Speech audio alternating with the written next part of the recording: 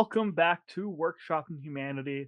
We have a banger of an episode for you today because this is something that Jared and I are both passionate about, and both immediately were like, we have to talk about this show. We have to spread the word that this show even exists.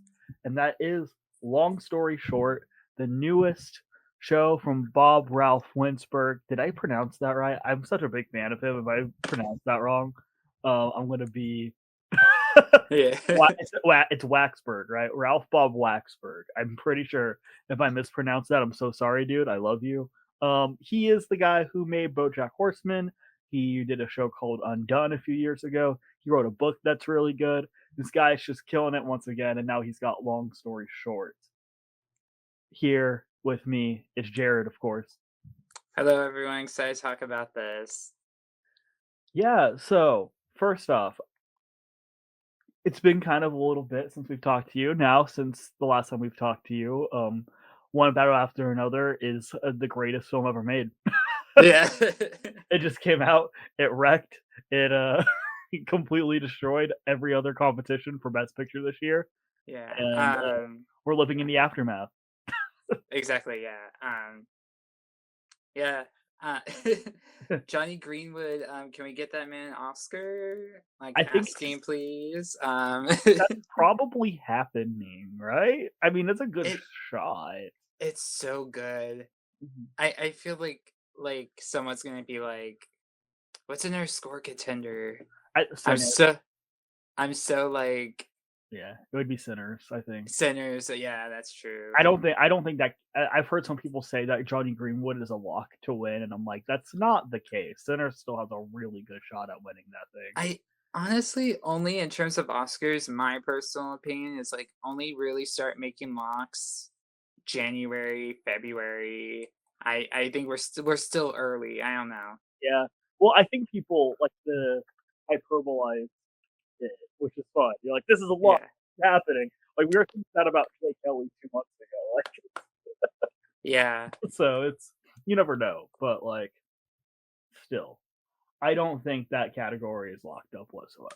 But that is besides the point, one battle after another. Let's just tease a future episode right here, right now. I think that has to happen.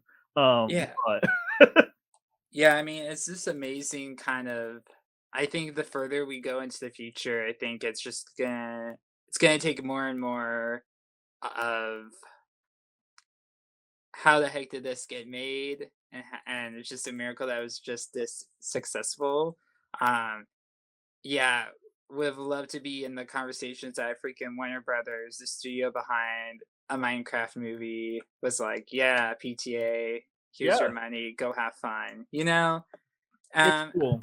I do hope it's because there is someone, as much as I don't like, we hate David Zasloff, I'm assuming there is someone that is like, yes, we're a filmmaker first, hence why like we also have upcoming movies like Maggie Gyllenhaal's The Bride, Emerald Fennell's Wuthering Heights, kind of these non-specific IPs given to filmmakers, that I'm very excited about for the future.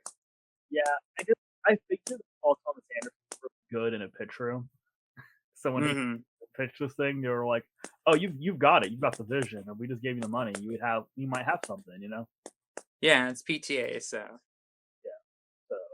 So, anyway, some point down the line, we will do a workshop of humanity, but one battle off another. But I kind of wanted to mention it here to be like, yeah, it's crazy that movie is insane and it's great. hmm. But today we are here to talk about one battle. No, sorry. Surprise! You clicked the wrong Surprise! episode. Actually, sorry. No, we're here to talk about Long Story Short, which Yeah. is, like I mentioned before, the newest show from the creator of BoJack Horseman. Um, so I come from like BoJack Horseman was like something that was really profound and very much a thing for me that influenced me a lot when I saw it. It was an important show for me in my development and developing like my taste and my voice, literally as like a writer and a creator of things. So anything this guy makes, I will tune into. Um, I thought Undone was good. I just didn't kind of have the same. They're definitely doing something a lot different there. Um, but this feels more like BoJack Horseman again than Undone did. Even though the scale's a little smaller, I still think it kind of has that voice. So, Jared, I'm going to take off to you. What was kind of your experience for seeing Long Story Short? So, one of my favorite TV shows of all time is a show called This Is Us that aired on NBC of all places, but it's very much the same premise of this show where it is a family shown through their ups and downs, different events, kind of. I would say This Is Us is a little more linear with that goes flashbacks and a little forward than Long Story Short, but it still works in that same way. Um, and so when I saw the trailer for this, I'm like, okay, I'm down because I think that's kind of my bread and butter, especially since kind of one of the main themes of the show is life and memories aren't kind of just in this linear A, B, C, we live or we die. That's it. It is you're at a Christmas pageant and you get in a fight with your brother about a trauma in the past on a day at the beach. It's back and forth, and grief pops up when you're in the middle of a supermarket, not when you're comfortable, you know?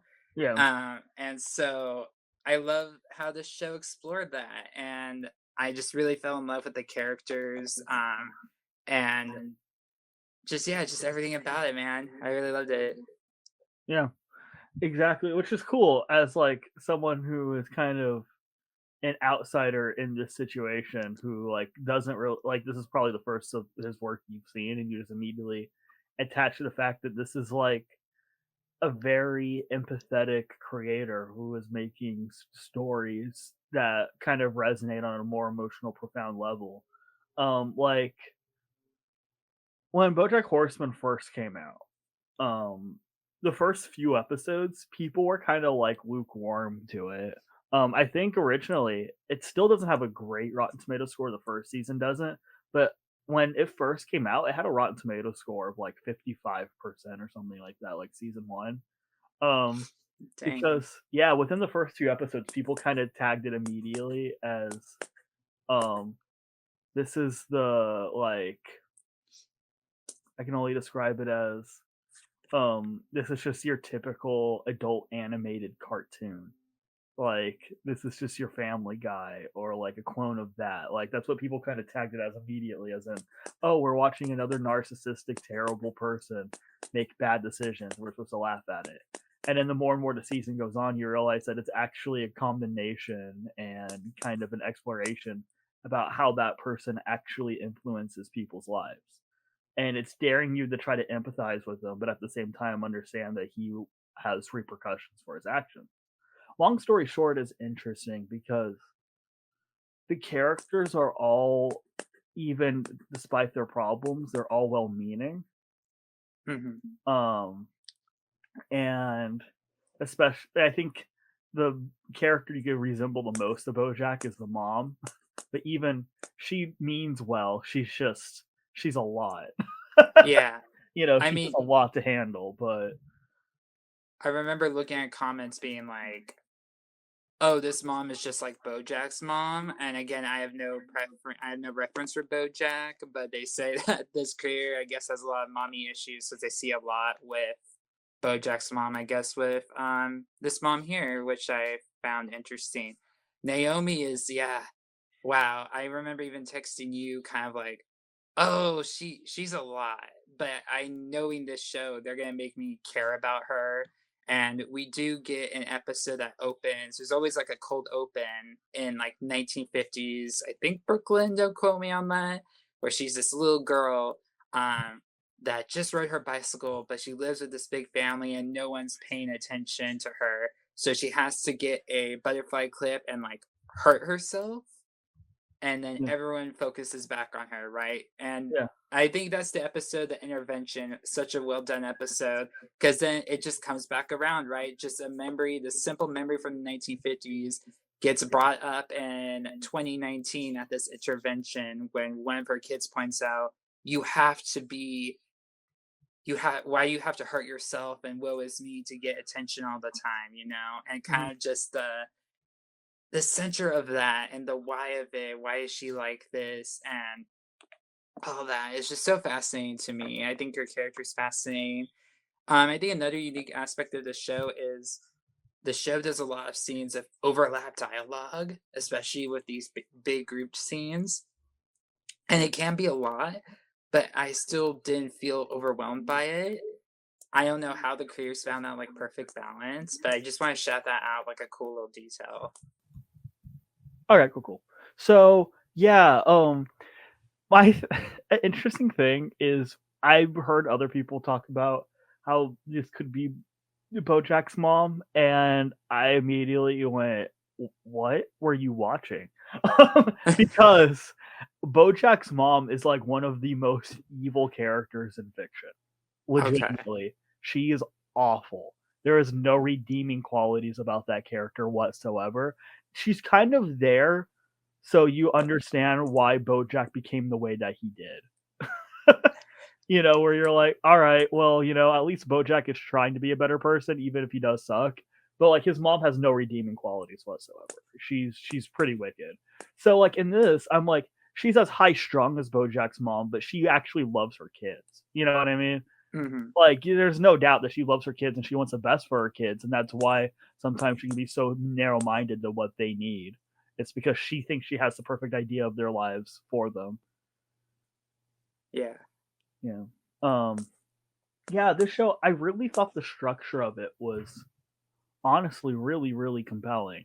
Um and it wasn't what I was expecting because you start the first episode and you're like, this is nice, this is breezy, and then you get into episode two and you're like, oh, like we jumped time. Like Yeah. all right. So like we're set up in the first episode that we're probably going to see a divorce, but then we don't see that divorce happen, and then we're seeing something else, and I'm like, that's really interesting. I think it's a great way to grasp a lot of time in a really like condensed way. Um where we don't have to see all the tiny minute details, but we just see the parts that are really important to develop these characters. Yeah. Because like this could have been like maybe a Edward Yang 4 hour sprawling drama if it really needed to be. But instead they just like take specific moments. And sometimes like I like how some of the episodes they're not all like the biggest moments of these characters' lives. Like there's one episode and it's just simply trying to figure out what a recipe is. Yeah. That has a lot of emotional weight for that character, which I thought was a really interesting way to frame the entire show. And it made me feel like by the end of the show, I'd spent a lot of quality time with these characters and cared about them as a family. Exactly, yeah. I remember an interview with the creator, and he said that the reason why the structure is like this is also just generally because he knows in the streaming area you only get 10 episodes or less, like to be realistic. So he knows you can start in like a chronological order.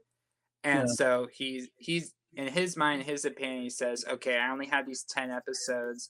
How can I show big important moments from this family that I would normally do in like 20? And so hence our formula or structure. Yeah, absolutely. And it's just like the interesting thing is as well is that it still gets down its emotional beats so thoroughly, even though they're not as like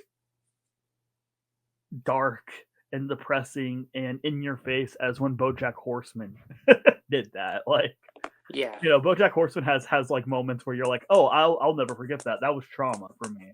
And the show never does that. It's just like it's really sweet. It's really kind. It's really thoughtful.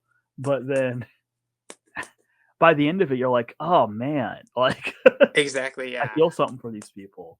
Um, It's so amazing how the end connects to even the opening scene of the first episode at the funeral of Naomi's brother, I believe, if I'm remembering correctly. Because the cold open is them driving like from the like going to the reception, and they talk of. It's such a good scene too, because it was like young Avi being like, "Oh, maybe he's in like heaven," and then the mom's being like, "We don't believe in heaven, so like." oh, and then Yes, the yeah, ending cuts to the ending involves a flashback of the family at the motel, right? And they bring up the memory of what happened at that funeral, where like the dad tries to make a joke and everyone laughs, and then Naomi like throws a plate, right? And she's like, "Why is everyone laughing? Someone just died." yeah. That was the moment I was like, "Shit," like that really hit me like really hard, because it was just such like an emotional beat. Because then it cuts to kind of everyone in the motel room, and it's like, "Oh, yeah, why are we laughing here? I mean, we just went to a funeral, and yeah, I mean, we could talk about that finale later because it's so great. But yeah, that's just one of those moments. I love it when a piece of media kind of connects full circle. They didn't plan that opening just because to start there. It's to connect to the finale, but Mhm. just so good. Oh my gosh, yeah. Yeah, and even like it's interesting how the mom is so structured in this is the way that you're so I think there has something to do with like denominational differences in this show as well. Because the mother is so direct on this is the certain type of Judaism you are supposed to follow. I think they make a joke that's like, it's like a more progressive Judaism with this dash and this and this. I forget exactly what she says. And I figured it out. And now I'm sharing it to my kids, and they're not following because Yoshi ends up becoming more of an Orthodox Jew by the end of the show, and then oh shoot, the guy with the glasses, what's his name? Avi. Avi ends up just dropping the religion in general. The daughter's the only one that still follows that type of religion by the end of the show, which Yeah. is really fascinating. Um, and I thought the episode was really interesting with Avi's wife and how she joined that religion, and she joined that religion at first predicated on a lie that she was Jewish to get a job. And I thought that was really fascinating as well. This how the ways that people actually end up um, forming their belief systems can be in ways that you just don't even expect. Oh my gosh, the ending of the episode of Shira's wife, Kendra. Yeah, Kendra. Mhm. It was like, okay, we're getting another fun episode, I guess, like the Yoshi mattress episode, and then the ending's like, oh no, she finds a community. Her life hasn't been working out with her. She has relationship issues with her dad, and then she goes into the service, and there's a connection there. I'm like, oh, Yeah, we it's hit something here, right? yeah. One of my favorite moments in the entire show is when she's in the church and she sits down next to that guy and she says something like I have sinned, and he turns over, he's like, no, we have sinned. And I was like, Hmm. that's the whole show. That's the Yeah. yeah, that's the whole show summed up. David Lynch talks about like the eye of the duck, I believe. And like he says that if you look at every show, you can specifically find what the exact moment is in that show that sums up the entire theme and the entire idea of what that show and or movie is all about. And that's the one that sticks out to me. Um, Hmm. I think it's a really profound statement. It's because there's another church scene actually with in BoJack Horseman where he ends up stumbling into a church, I believe in like season 6, and it's kind of a similar moment, but he comes in and he's kind of late to the church service, and he's like, "Oh, I guess I'll leave now." And the pastor's like, "No, you can stay. You can stay as long as you'd like, or whatever." And he sits there with them, and that's how the episode ends. Hmm. Um, and it's like the idea of like even if you are more of a secular person, the idea of community and connecting to something that's larger than yourself is very, very present in all these religions. And it's interesting because the idea of Judaism is very strong and potent in all of Bob Ralph Winsberg's stuff because that is something that has been a big tie into his entire life. And um it almost feels like this show is very much his Fablemans. Yeah. I think in a way, if you read into it, he hasn't directly said like, "Oh, this is like my Almost Famous or my Fablemans," but I feel like some of the stuff that happens in this show is so specific to a certain type of living situation that like it makes sense. Yeah.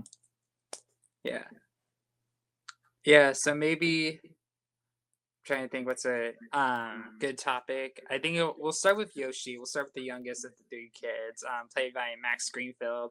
Um, he's like really adorable. Yeah. Um, and as this like, youngest child, I know he's born. We find out in one episode is ADHD, dyslexia, and executive dysfunction. So he struggles a lot, but like I don't know, such a like, cute and like warm character, and I'm excited to see more of him. The show scared me because he wasn't in a lot of like 2020 scenes until like the finale, Yeah. but I gave us for that reveal of his Orthodox religion. But yeah, we stand Yoshi. Yeah, it's like, please, please don't pull Little Women, please. Yeah, Yeah. yeah. Let me reset my headphones because I hear myself echoing a lot. Okay, So give me a so few seconds. 4, 24, 42. Cool. Okay. We're so back. Anyways,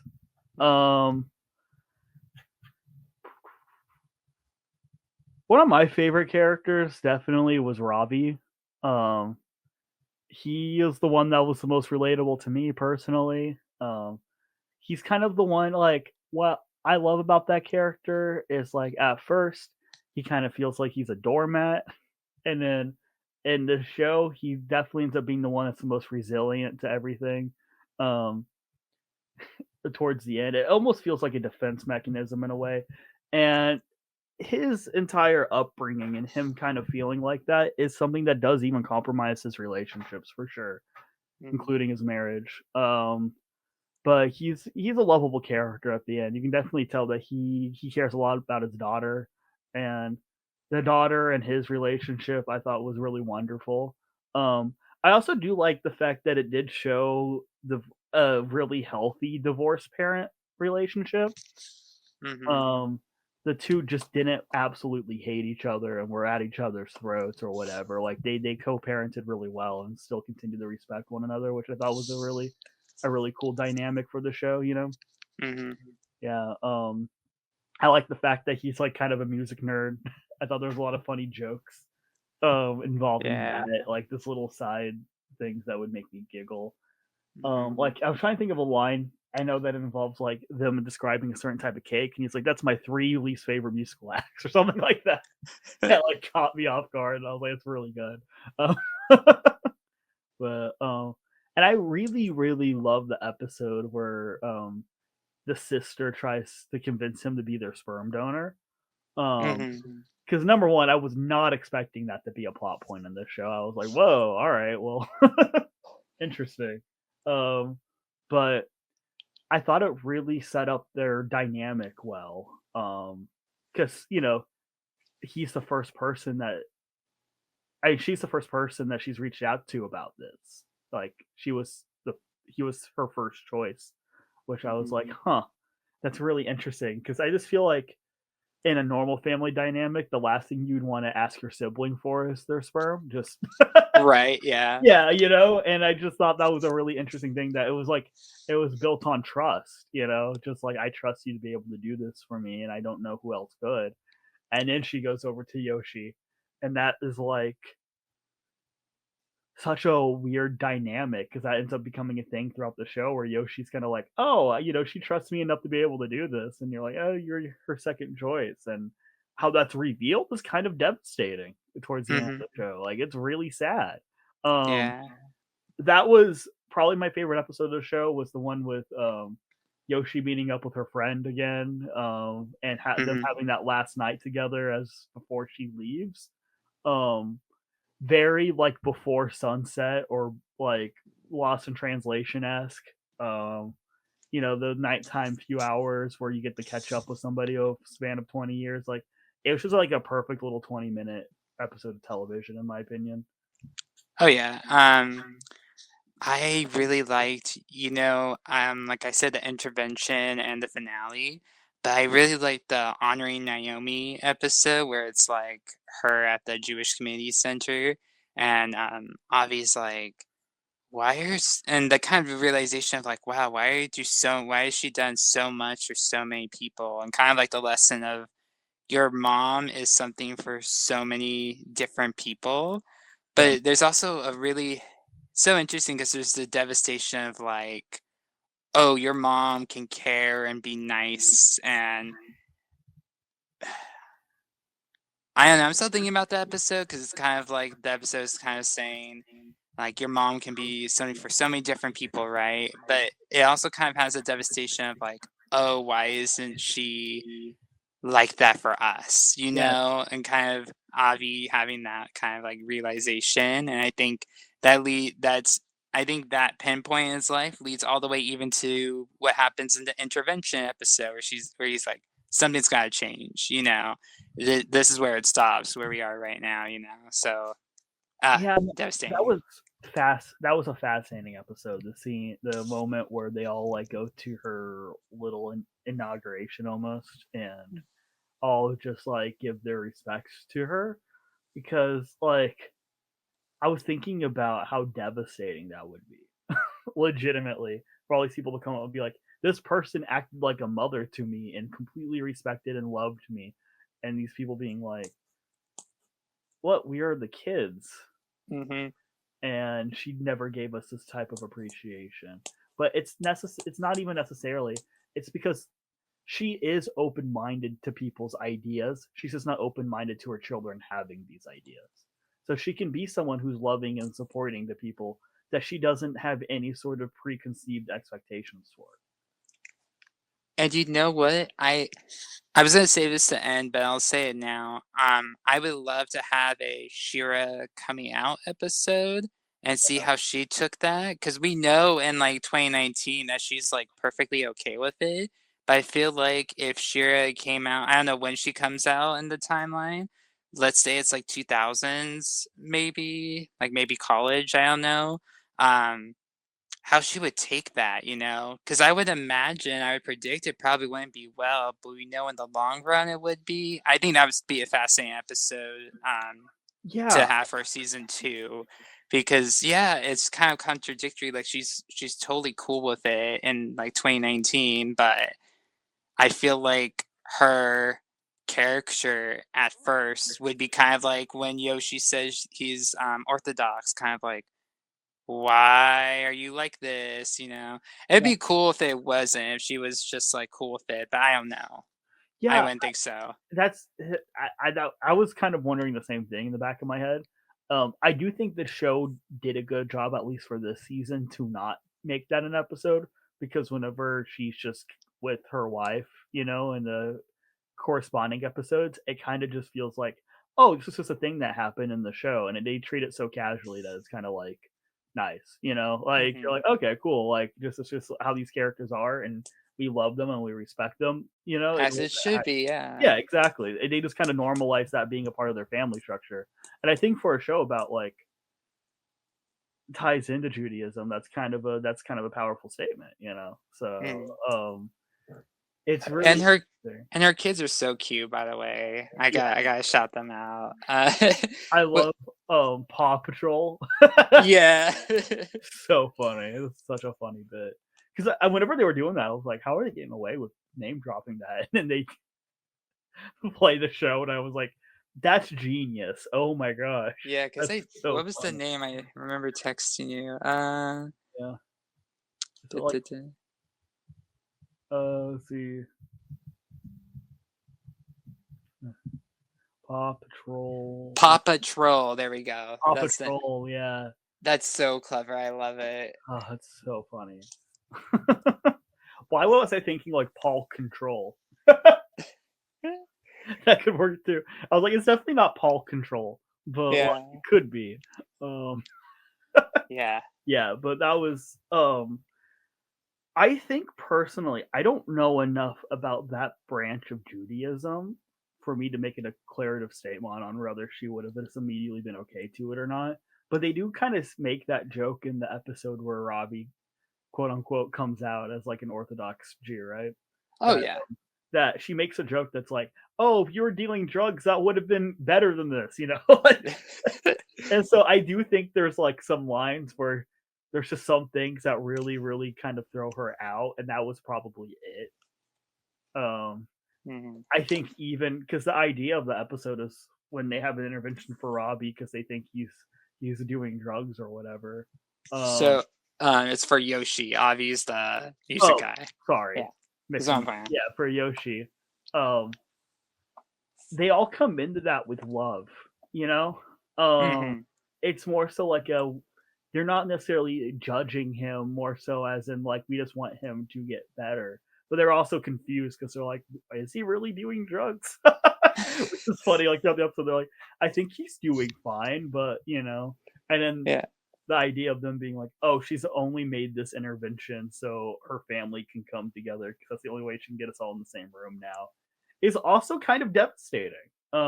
It's devastating. It points back to what we were talking about earlier to the scene where in 1950s that she has to create something to get people to either to get the attention back on her because she says that she knows the kids wouldn't come to anniversary with just hey texting like want to come to my anniversary. She had to make something big, so which Yeah, is so sad.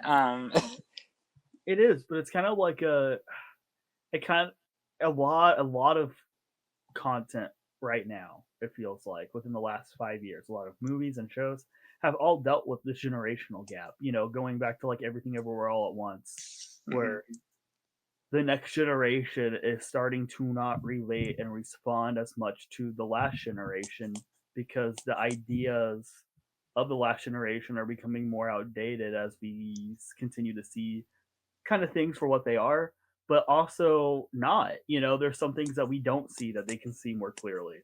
And so there's this idea of like where there's some outdated things that the last generation believed in that we should grow and evolve from, absolutely.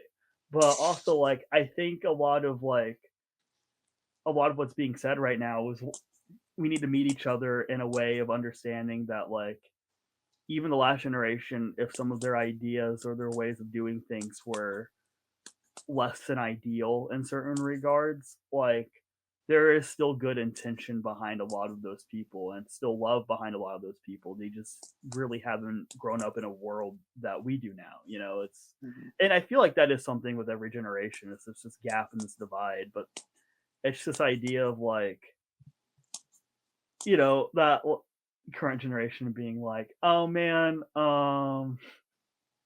it wasn't like how it was back in my day when we didn't have technology and we could just, you know, and it's like, yeah, but also like rent was affordable back then.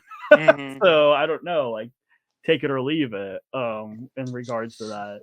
Yeah. So It reminds me of like after The Hunt coming out, there's a part in the trailer where Julia Roberts says like, "Should I like help create a world with padded cells and trigger warnings for you guys?" And I know the movie is very much a push and pull of like the Gen Z versus the Gen X. mhm. And I think there's even another line in that trailer where someone else says like, "Man, I miss back in the old days when we just like had to stuff it all down with a drink or something like that." So, yeah, I just want to bring that up. I totally agree with you. Even coming up, there's a lot of stories kind of navigating the huge kind of chasm to me. It feels like between the generations. Yeah. This kind of like just stuff it down, shut it up, don't ask, don't tell of mental health and whatnot. Whereas we Gen Z are very much like, no, let's talk about it, let's bring it out in the open. This is important.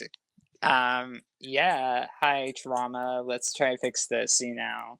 That even goes back to episode 2, the Christmas pageant, sperm asking. They bring up the trauma of a beach day when the siblings were younger. And they were playing rescue and Avi completely abandons Shira to play with his cousins and she almost drowns. That's a specific like wow like trauma that kind of hits because what I hate not for the writers but I hate the whole she gets rescued by a random guy. The random guy is like, "Hey, watch your kid," and then she gets blamed. The mother kind of blames her for like not looking out for herself. But A, she's a little kid, and B, it was her brother that was supposed to watch her, and he didn't. So Yeah. yeah, a Yeah, lot and of it's stuff. one of those things where like I think you'd mentioned this before. Those moments where like things are quiet and like you're by yourself and you're thinking about things, all of a sudden you'll be like, remember that thing that happened to me in the 6th grade? That was like the worst thing ever. And Mm-hmm. then like that'll just like completely wreck your mind there for a second.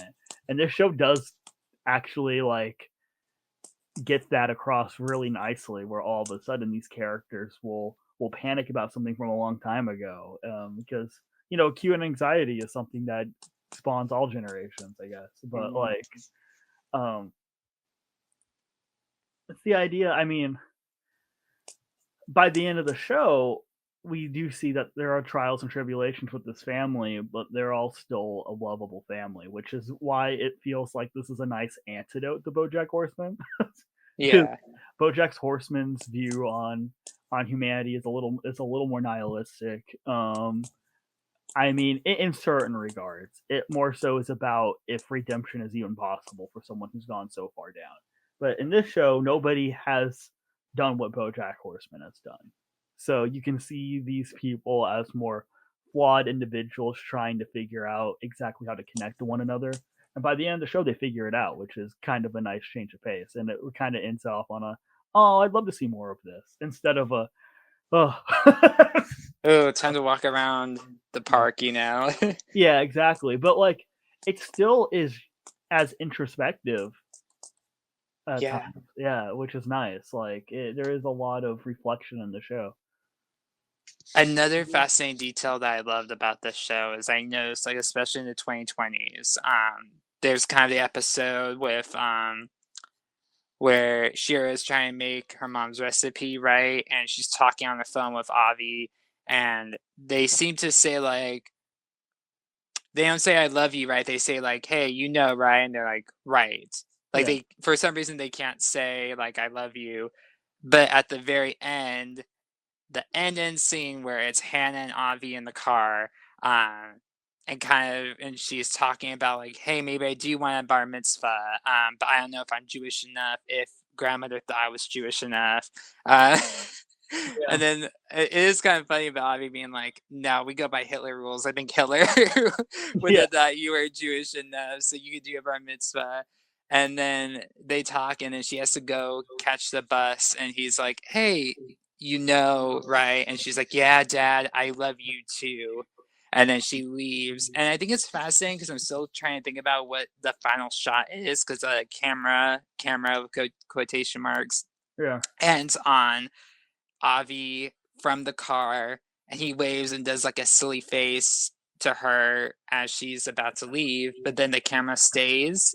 And I don't know if it's supposed to be like Avi kind of like, oh, sadness kind of washes over him, or I'm still don't know what that was trying to say. I'm open to see what you thought that like final shot was supposed to be. If it's kind of a like, oh, his daughter's growing up, or if it's something else that's hitting, or like her saying like out loud, like, hey, I love you too. yeah. But I found it like a really nice, I don't know, still a really nice touch nonetheless. Yeah, I think it was just like a little nice moment.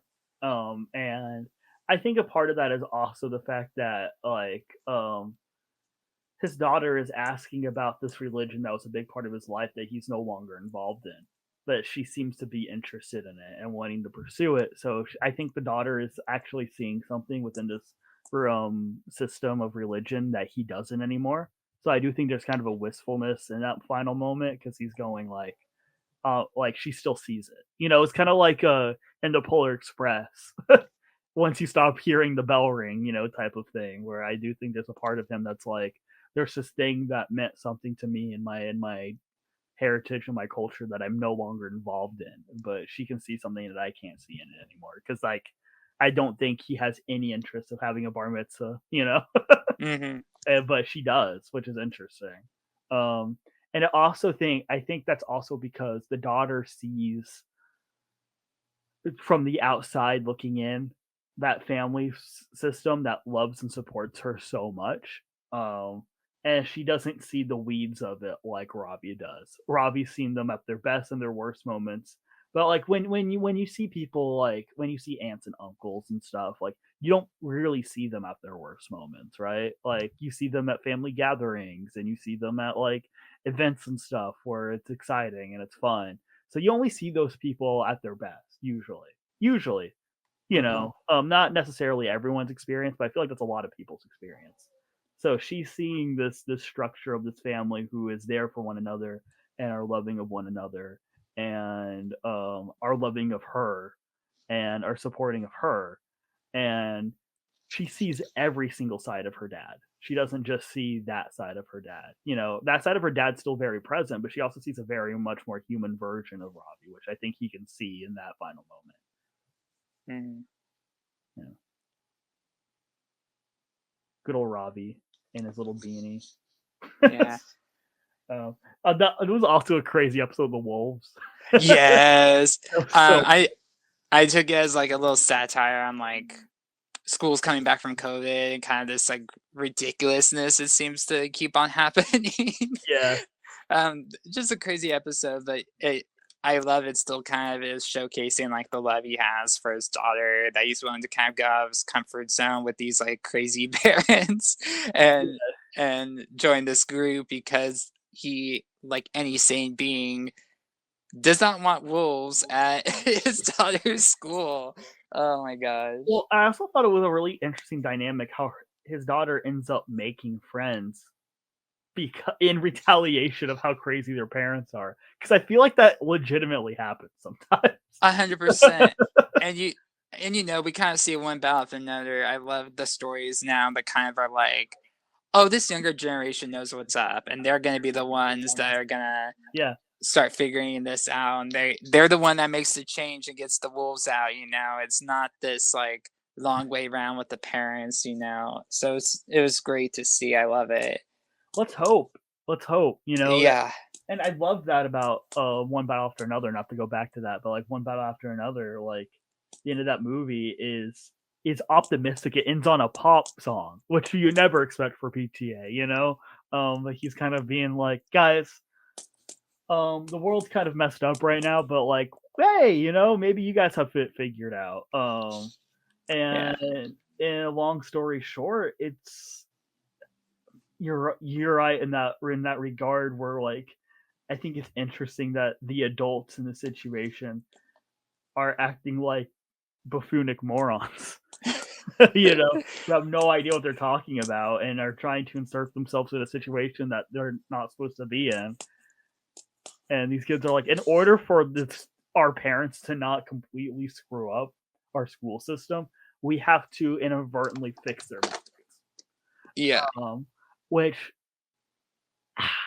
it's kind of, I mean, it is, that is a staple of any sort of media, is the fact that like kids aren't respected enough in their communities and they also have ideas, but people are like, yeah, you've only been around for 8 years, but like that gives me a different perspective on the world. You know, it's like the Goonies or Super 8 or any of those movie shows are kind of like that. The kids who see it for what it is, or even like Wednesday. But that cross generational thing where like when we grow, and it's almost, I also think people grow up to feel more entitled or more like they understand the world because they've been mistreated for so long that they're like, well, now it's our turn. You know what I mean? Mm-hmm. Like, you guys didn't respect me in the 80s, so now that I'm 40 years old, I'm gonna not Well, respect you. well, there's, I'm gonna say, hypothesis slash theory of like, for our generation growing up with technology, we just in general know more because we have access to more things. So I guess the younger we are, the more we're like, oh yeah, this world like is not good. You know, like there's a lot we're gonna have to change. Like, thank you, boomers. You know, like so I think that's why like it's someone like Hannah's age that knows kind of what's up and are really trying early on to let's like get the ball rolling to get things changed, you know. So Should inadvertently be like that. I feel hmm like when someday when we have kids, those kids should also be like, hey, you guys got some things wrong and we're here to fix it. Like, I feel like that's the positive cycle of change yeah. happening, you know, where it's like, because, you know, there's stuff that like we're probably doing in our everyday lives right now. We don't think about that, like, what, 10 years later, we're going to be like, man, we should not have been doing that, guys. You know, like that was really messed up. That was just a casual thing that was within our culture. But we couldn't tell you what it is now. Right. Yeah. You know, it's just like, because it's so normalized into, like, Recently saw the movie The Long Walk, which, by the way, oh my gosh, that is one of the most brutal movies I've seen in a movie theater in a long time, and I'm jaded, right? Yeah. So like I walked out of that and I was like, dude, I need to go lie down. Yeah. That was a little too much. But um there's a scene where because people are just kind of casually watching as they walk by certain like towns and stuff to see if like anyone gets their head blown off, and these are like kids, right? So it's like, woof, that's a little tough. And Mhm. like Cooper Hoffman's character at one point's like look at these guys, they're animals, they're just watching for one of us to trip and fall for entertainment. Like they're all evil. Like we have to overthrow this entire thing, you know. And his friend is kind of like, look, that's a family sitting over there that loves each other and are doing something that's inherently incorrect because that's what they've been designed to look at. You know, like the way to heal the culture isn't just to kill people, but the way to heal the culture is to show people that they're wrong. Yeah. And I think that's the timely message, I think. And I think even One Battle After Another gets there as well. Mhm. Even though Fox News is going to tell you that it promotes violence towards Republicans, because of course they are. Um, I that's don't not know what how that movie you is saying whatsoever.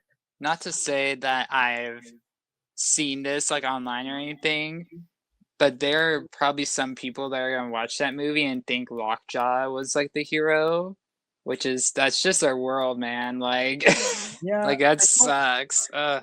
So like, I don't see that happening, but I guess I have been more shocked about other things. I'm saying, like, if you were, like, a Republican for Trump all the way, I could see you somehow watching that movie and being like, "Yeah." I think if you're like a Goiper, Nick Fuentes, neo-Nazi, far right radical, then yes. Yeah. You know what I mean? I do think there's enough distinction.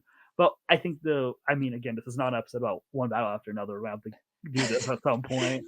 Um, a really interesting thing that movie conveys is the fact that like not all of the neo Nazis that exist in the world will look like Sean Penn, because Sean Penn's Mhm. like a goofy looking, cartoonish Nazi character, right? Like he might as well be twirling his mustache every time he enters into a scene.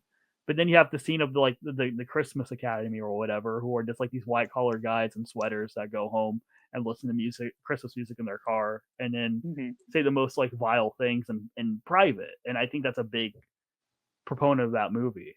Um, it's the idea that like evil just kind of lives in plain sight, but it Mhm. makes it so distinct that I don't think anyone outside of people who are just real nutty, which I mean do exist, Yeah. would like watch that and be like, "Oh yeah, those are the heroes."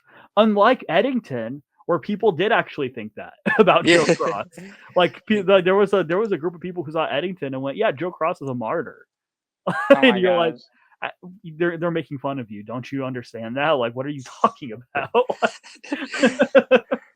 It's Yeah, one ridiculous. last thing, because I have to say before I forget, we have to go back to a long story short. Yeah. The scene where the assassin comes to the secret boarding room, there's a Christmas song playing, and it's Eliza Fitzgerald, a black woman, singing it, which I thought was the coolest thing.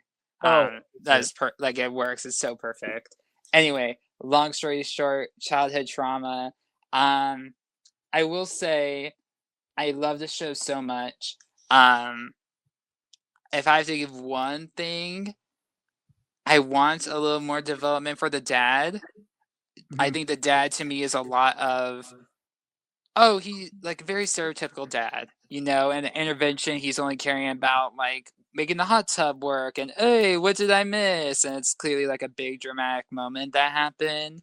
I know he helps Yoshi and really likes Yoshi in the mattress episode, but this is just my personal opinion. Maybe like I say season two, let's get like maybe an episode about him. I would love an episode. Like I know they talk about it again at the intervention, this big episode. I Yeah. would love an episode of like the two meeting, the mom and dad, me in the 70s. I think that would still be a fun episode to kind of see visually. Um, as an episode and see how they start this family. Because without those two meeting, you don't have the show, right? So, speaking of the animation, it's weird because I want to say like it's a very good cartoon style, but I don't want the word cartoon to kind of go off in people's minds like, oh, it's a cartoon. Oh, it's like Gabby's Dollhouse or something. I'm like, no, no, no, no. Like, Well, it just has that kind. That's how it's drawn. It's like 2D, thick circles with like little eyes. It feels like crayon drawing, but like a little better than that. But I don't know. I'm so attracted to it. I love how it looks. I love how it's like simple it is, but like in a very good way. Like I don't want to undermine like how great the show is, but I thought the animation choice was like so interesting. I loved it. no, like I don't think calling it a cartoon is minimizing it whatsoever. I mean, we even call it like adult animation for a reason. You know, adult. Hmm. It's because like definition of cartoon is a type of visual art that is typically drawn, frequently animated in an unrealistic or semi-realistic style. That completely yeah, that completely describes what the show is.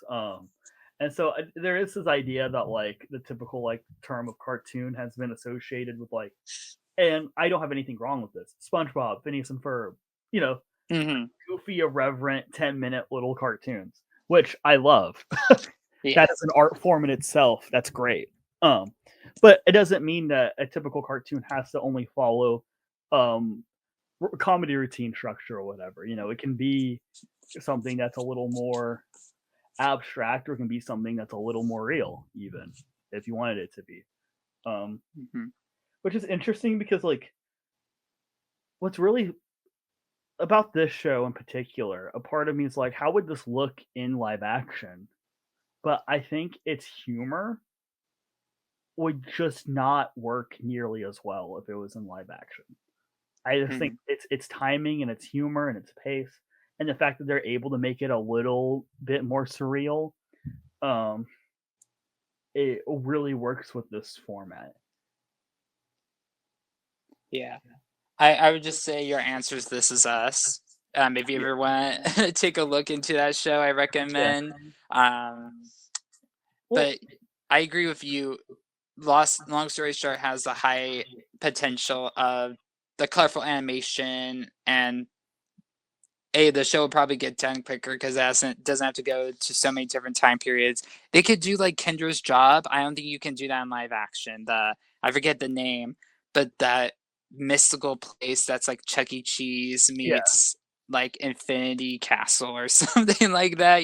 Like you can't do that in live action, Well, which Five is Nights so at cool. Yeah, yeah, yeah. Freddy's. But yeah, no, I know what you mean. Um, I, but I think that's a compelling part is it kind of proves that like, hey, look, the animation medium, um, is such a worthwhile way to tell stories and to tell them well, and it needs more respect. Netflix, push the show more. What are you doing? Yeah. That's uh, the other thing too. There's knowing my TV circle, a lot of people don't want like they're getting tired of Netflix just canceling after one season. So they don't even watch new shows because it's like, what's the point of getting invested when I know Netflix might just cancel it? Long story short, has a season two, people. They're making it. It's gonna come out. I'm gonna say next year. Um, well, so you can watch the show and know you're getting more. So what's also nice about this show, though, even if it did not get picked up for a season two, it is a perfect 10 episode thing. it ends so nicely. Yeah, I totally agree with you. And I feel like I've lived so much with this family. I totally agree with you, but I also want more. But it's kind of like Freaks and Geeks, you know? Like, do I want more Freaks and Geeks? Yes. Will I always have that hole in my heart? Absolutely.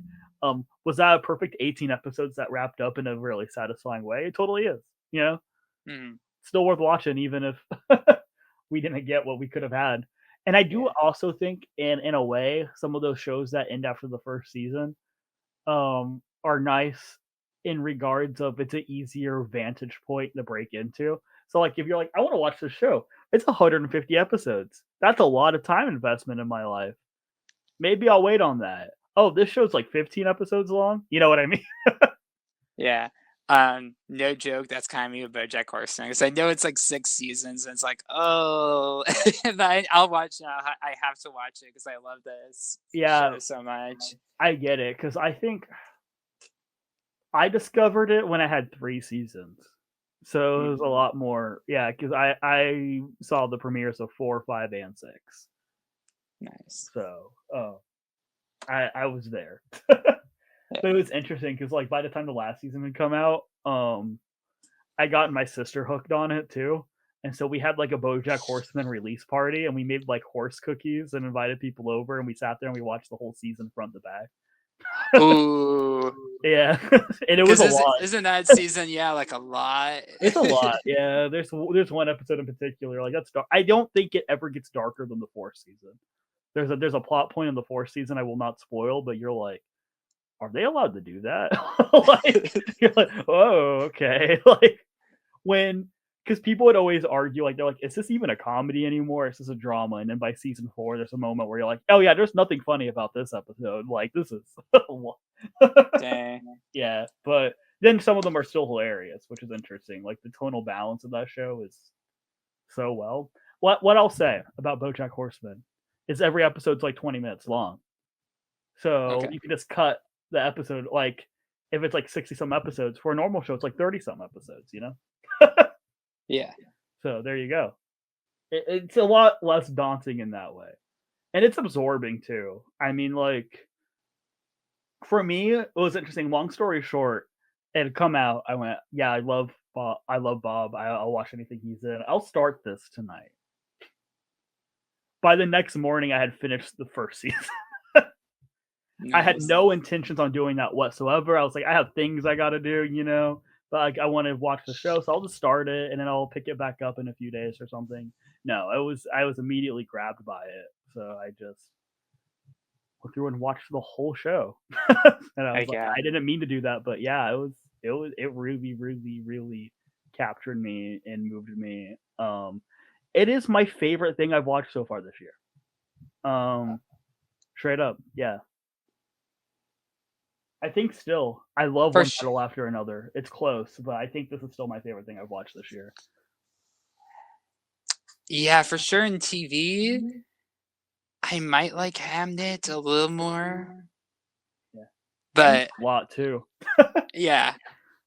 Yeah, Hamnet just hits Jared core in terms of, like, I really need to sit down and make a list of, like, what I'm interested in, but I think one of the things I love so much is when a story is about, like, the importance of art, and then Hamnet is something you'll hear us talk about more, like, with Oscar stuff because it's gonna be a huge Oscar contender, Yeah, so but yeah, go watch Hamnet in December, y'all, and decide if it's better or worse. And long story short, not every yeah, competition, guys. It's fine. You don't have to. yes. But let's do some final thoughts on long story short. Yeah. So long story short is a really amazing program about the importance of family bonds. Um, I love when the show was first starting its promotion. Part of the description was like about the ups and downs in life, and how about you give your mother a call, don't you? I love that always stuck out with me. That's kind of like the tone of the show. It's like Yeah, there's an importance to these familiar bonds as you go through life, and it's about the memories that happen, the ups and downs, and at the end, who are you with or without them, you know? mhm, Really special show. The character work is stunning, the animation's gorgeous. Highly recommend. And like I said earlier, you have a season two. Go watch it now on Netflix. Short episodes, yeah, 10 of them at like 20 minutes each. Yeah, have yeah. fun. Again, this is like probably my favorite thing I've watched so far this year. This and One Battle After Another. It's real close. Uh, Mhm. this completely gave me everything that I wanted from it and more. Honestly, I one thing that like reflects back to me and what I'm writing is its story structure. That's just something that like I keep thinking about, like some things that I've wanted to tell that feel like they're so expansive and large and like hard to pin down. And I'm like, the way of having the like of pinpointing specific moments and having them elaborate on a larger theme, I think is so fresh and exciting.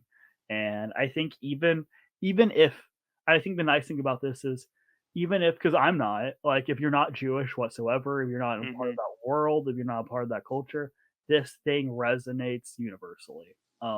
Yeah. Anyone can you can tie in your own religion to it or your lack thereof. You can tie in your own family experiences or your lack thereof.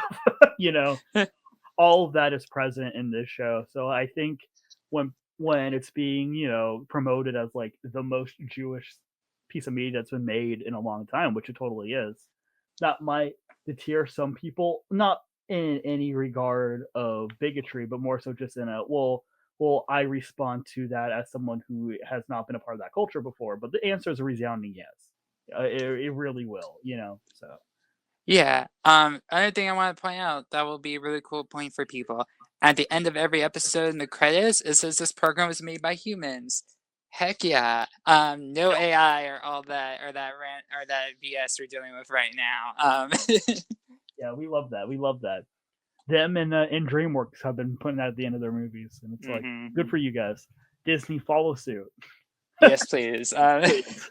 I know Zootopia 2 looks like it was made by AI, but it wasn't. So don't. Womp womp. Hopefully it's good. Yeah. Hopefully. I we'll see. I do like that, not to be random, but I like for this animation race that Elio's probably gonna like just sneak in because it's that week of a year because K-pop is just gonna sweep. I think K-pop Demon Hunters. so. I've always had Elio in my lineup, and I think it'll make it. In Yeah. regards of that was a really well liked movie, despite the fact that it did not make much money. It got good reviews, and people enjoyed it quite a bit. Like I did not hear one person that was just straight up like, "I hated Elio." Like Hmm. people are trying to pinpoint it missing to Lightyear missing. I'm like, people hated Lightyear. Like Lightyear is the most forgettable Lightyear. story ever. Yeah, number one, it's not a good movie. But number two, um, like people had strong opinions about how much they disliked that movie. I don't have a strong opinion about it. I just think it's kind of there.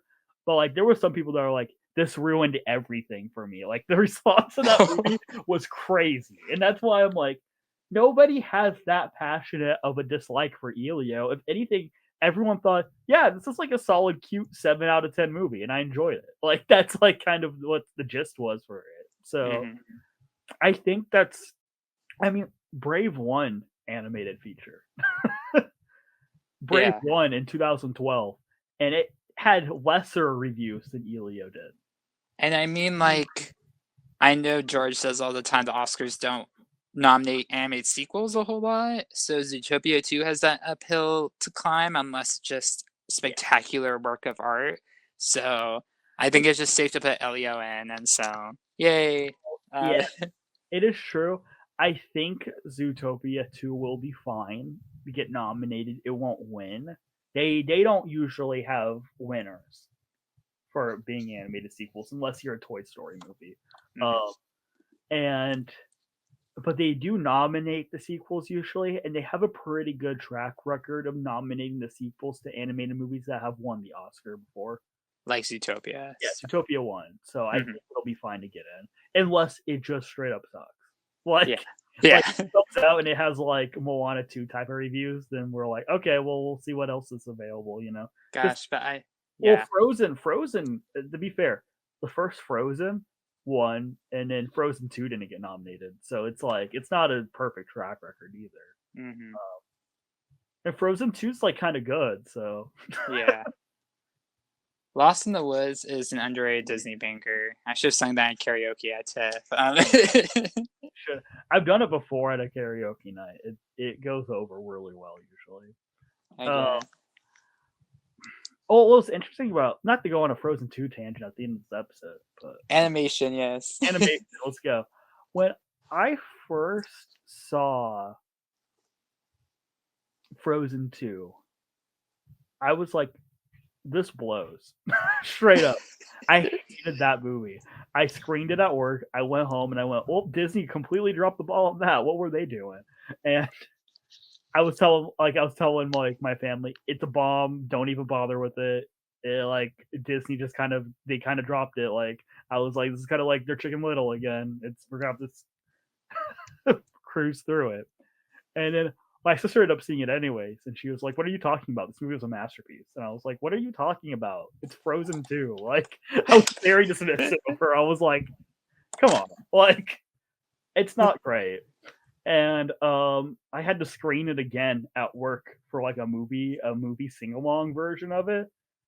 So I sat there and watched it again, and kind of went, "Is she right? This is actually secretly kind of good." And then I watched it again and went, wait, is this kind of better than the first movie? Yeah. And now I'm in the conclusion to where I think it's actually pretty good. And I'm wondering if I was not the only one with that experience. I think a lot of people walked into Frozen 2 and went, no, they kind of missed this one. And then uh, time has happened and people kind of have warmed up to it. Um And but like for me, I think the reason for that is even the first time I watched and did not like it. The reason I didn't like it was specifically for the ending, which this is not a Frozen 2 workshopping humanity, so I won't get too deep into it. I think the Mm. ending to that movie sucks. And I mean like capital SUCKS. So I think walking out of it, I was just mad that the ending was bad. And I still think the ending is bad. I do not think they had an ending to that movie and they kind of went, okay, well, see you later. We'll see you in the next one. And they ran off. Yeah. But Yeah. there's so much good in that movie outside of that ending that like I'm like, well, I still think it kind of works. I just wish that it landed better, you know? Yeah. I still think I remember one of the main things walking out of that movie was it was kind of risky in my opinion to do the song of like maybe not let me rephrase like no, I'll say risky. Risky for the time it kind of came out because it was something that like Disney of course did in the 90s, but they're not doing now in terms of like the scene where Anna is like, okay, hope is lost, you know, she kind of has the song of like, I don't know, I call it like the depression song. 'Cause she's like, hey, I Yeah. just got to do the next right thing. I just need to take a step because everyone is gone and everyone's dead. She thinks in that moment and do the next right thing. And I'm like, ooh, dang, that's actually kind of like emotional for the little 5-year-old girl in her Anna dress, you know? Yeah, no, that's good stuff. Like, and I Hmm. the first time I watched it, I thought that was a good scene too. Like, I was like, ooh, that's a little like intense. Yeah. And I just wish more of the movie was like that. But regardless, like as far as the input of Disney has been with the last few years, it's by far and away the most like audacious and ambitious thing they've made in a long time. Like, because then you watch Moana 2 and you're like, oh, this is made for iPad kids. Okay, cool. It's Disney Plus original so much. Yeah, like I don't need this. Nobody needs this. But um, um, we're yeah, crossing our fingers and toes for Hexed next fall, an original Walt Disney Animation Studios film. yeah. Hexed. We're hoping Hoppers is really good. That looks like a ton of fun. Yeah. I Gatto, I think could be awesome. got it, Gato. Oh my gosh, because it's gonna be like hand painted animation. Like they're doing a different animation style. Thank God they're not sticking with 3D animation where every other animation studio is experimenting. You know. Yeah, Thank goodness. My gosh, took them 10 years. I got to tell you something about that movie off the mic, but Okay. yeah, but I can't say it on here. Okay. Cool, cool. But anyways, long story short, Yeah, highly recommend. It's on Netflix now. You have a season 2. It's made by humans. It's deep, emotional, funny, and looks really well done. Not getting a lot of traction, but I say you have to seek this out because of that, because it might not pop up on a lot of people's list. It came out like late August, but 100% check it out. Highly recommend. I hope it wins the Oscar. See you later. See ya.